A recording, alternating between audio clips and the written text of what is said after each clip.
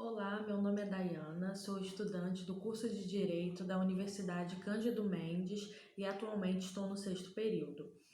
Faço parte do grupo de estudo em Jurisdição, Constituição e Processo na área de pesquisa em Tendências do Direito Processual Civil, Jurisprudência e Precedentes, sob a liderança da professora doutora Larissa. Desde já agradeço pela oportunidade e pelo desenvolvimento dessa jornada, a organização da Jornada de Direito Processual Civil na Universidade Federal Fluminense e a todos que a apoiam, ao Comitê Científico e à comissão organizadora do evento. O meu trabalho tem como título Acesso à Justiça e os Desafios da Celeridade Processual na Efetivação da Justiça, fazendo parte e tendo como área temática o GT3,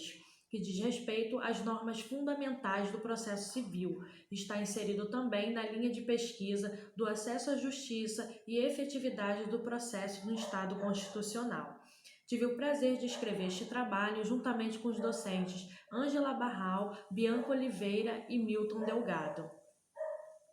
Podemos dizer que o direito civil está presente no cotidiano de todo cidadão, visto que a sua finalidade é regular a vida em sociedade, tratando das relações entre os cidadãos no âmbito particular.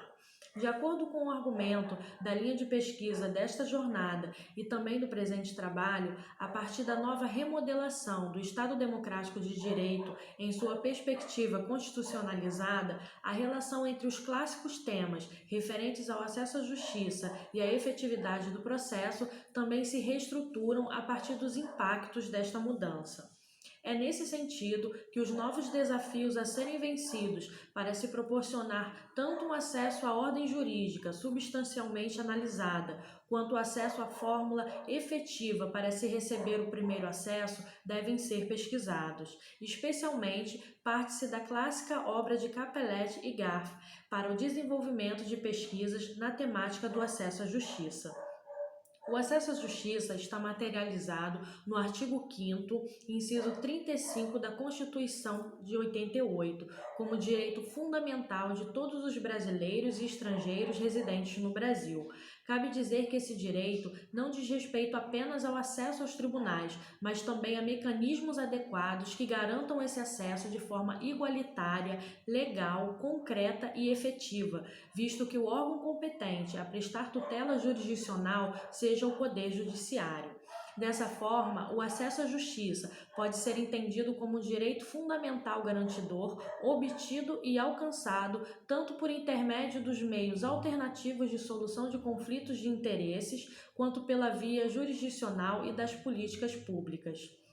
A justificativa temática do presente trabalho objetiva apresentar a positivação da teoria dinâmica de distribuição do ônus da prova, como inovação na prática do processo, de forma a dinamizar a celeridade processual, promovendo assim a efetividade da justiça através da viabilização do seu acesso. Segundo doutrinadores que abordam o tema, os desafios enfrentados no campo do judiciário giram em torno da grande demanda processual e da morosidade na resolução dos conflitos ocasionada pela burocratização do sistema. Podemos dizer que todos esses entraves acarretam no descrédito do Poder Judiciário em poder trazer soluções e resultados que sejam harmoniosos, ágeis e céleres.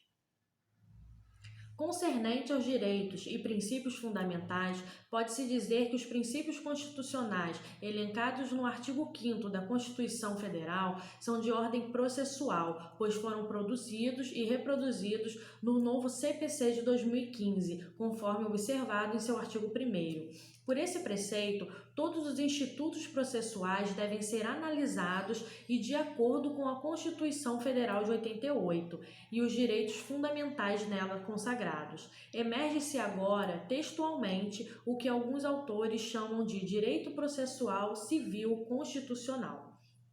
Salienta Ruiz que a diferença que se pode constatar entre os dois diplomas legais é que o direito e garantia, quando estabelecido pela Constituição Federal de 88, está dirigido ao legislador, ao passo que, quando o Código do Processo Civil de 2015 tratou do mencionado princípio, o fez dirigindo ao juiz e ao tribunal, que são quem deve observar o comando do artigo 1º do Código Processual Civil de 2015. Ou seja, tal eficácia se apresentaria na relação entre as partes dando reconhecimento de existência e aplicação dos direitos que visam a proteção da pessoa humana e concernente ao parágrafo 1º do artigo 5º da Constituição da República de 88, essa aplicação se daria de forma imediata. De acordo com os doutrinadores que interpelam sobre o acesso à justiça, no que tange às principais dificuldades enfrentadas, pode-se elencar a pobreza, estando esta relacionada à hipossuficiência, a qual concede assistência judiciária aos pobres, a necessidade de representação por meio do advogado, relacionada à custa judicial e a demora na prestação judicial. Por conta desses fatores, a abordagem construtiva deste trabalho se dará por meio de análise aos princípios do acesso à justiça, ou princípio da inafastabilidade do controle jurisdicional, princípio da celeridade e da duração razoável do processo e da teoria dinâmica de distribuição do ônus da prova. Os princípios da celeridade e da duração razoável do processo são diretrizes sobre a problemática em torno do excesso de processos e recursos protelatórios, objetivando solucionar a morosidade de tramitação processual, pois o excesso de formalidades nos trâmites processuais contribui para o descrédito do sistema jurisdicional. Em face dessa estimativa, dados coletados pelo IBGE em sua pesquisa apontam que apenas 30% dos indivíduos envolvidos em disputas procuram o judiciário para solucionar seus conflitos. Já em uma pesquisa realizada pela FGV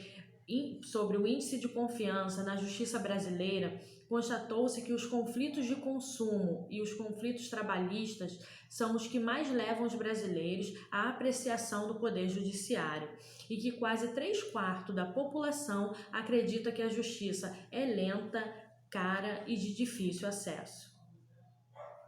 Importa ressaltar que deve ser levado em consideração o princípio da aptidão probatória das partes, em detrimento do princípio do interesse, pois dessa maneira a incumbência de provas dos fatos constitutivos de direito recairá sobre a parte que estiver em melhores condições de produzir. Pois, segundo o posicionamento do STJ,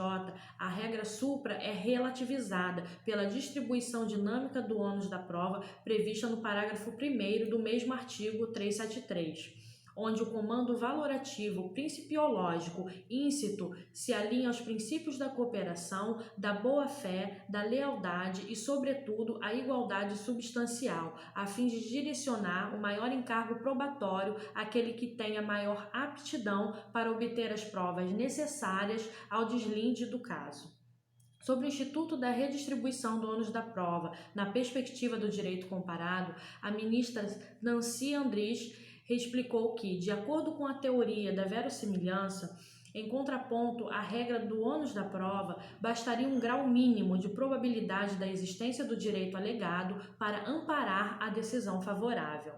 Diante desses apontamentos, no que tange à dinamização das relações processuais, especula-se que mais um passo tenha sido dado em busca de soluções de conflitos mais justas e efetivas. Sob a apreciação de tais dispositivos legais, resta-nos a observação ao caso concreto, de forma individual, segundo suas particularidades, para a devida aplicabilidade. Compreende-se, então, que os dispositivos do novo CPC e suas viabilidades de aplicação não são suficientes para estabelecer uma duração razoável ao processo, pois a morosidade da prestação processual também está ligada à burocratização do Poder Judiciário. Todavia, os institutos do novo CPC de 2015 visam uma proposta do avanço do direito a possibilitar celeridade do judiciário na maneira e garantir o acesso à justiça sem desconsiderar a efetivação processual.